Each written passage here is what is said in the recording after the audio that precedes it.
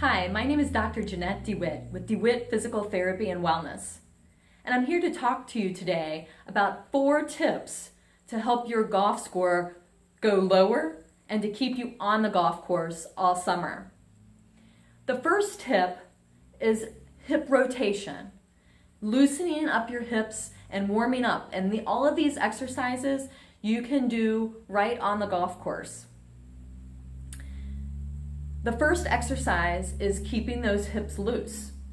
So you can have your golf club in your hand, but you're just going to basically rotate back and forth 10, 15 times just to start to go through your swing and loosen up your hips.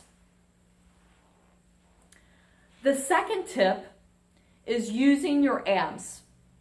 And what I mean by that is not sucking in your gut. It's actually contracting a navel to spine approach with your muscles. So the way you do that is you put your hand on your belly, and when you inhale, your belly is going to come out.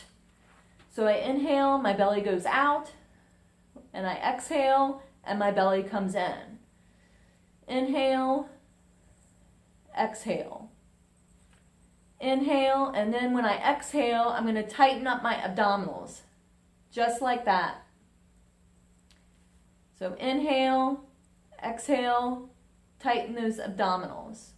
You can also feel that if you find your pelvic bones here in the front and come in slightly when you inhale and your belly goes out, and you exhale and your belly comes in, and you tighten those muscles, you should feel your muscles actually contract right underneath your fingertips. That's how you know you're doing the exercise correctly. If we combine that navel to spine exercise with our hip rotation, now our trunk is nice and supported.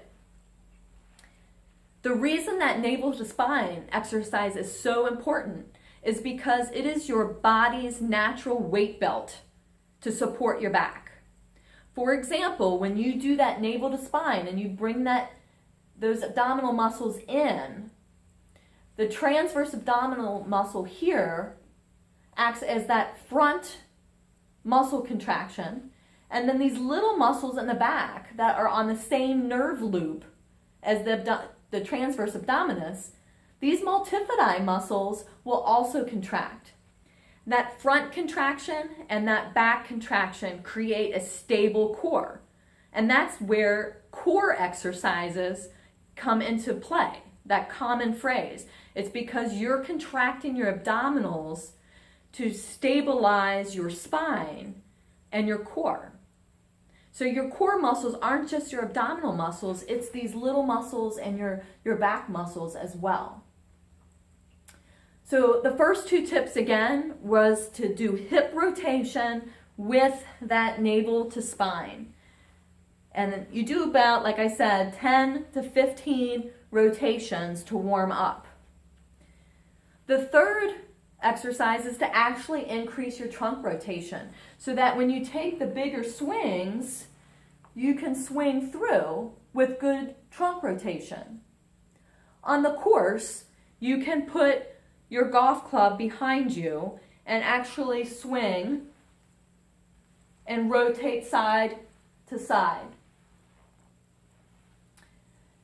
You want to definitely, I'll back up here a little bit in the video, you want to definitely pick your ankle up and your heel off the ground so that your hips and your back are rotating together.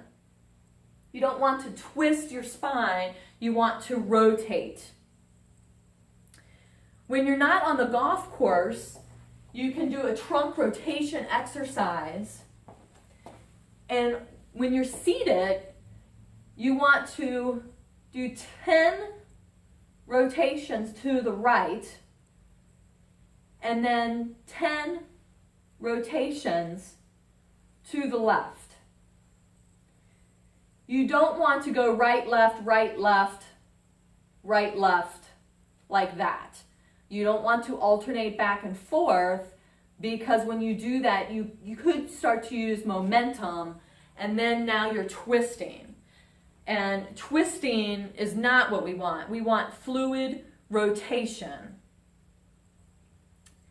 The fourth exercise that'll keep you in the game and on the golf course with a lower score is tap around the clock. This is going to work your balance and hip rotation.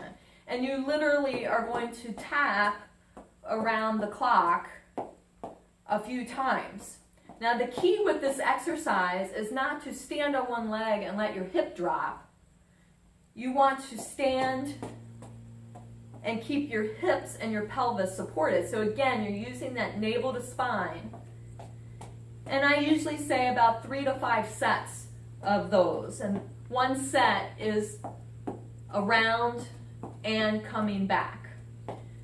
But the key to that exercise is not letting the hip drop down as you do the exercise. You want to keep your hip nice, or your pelvis nice and stable.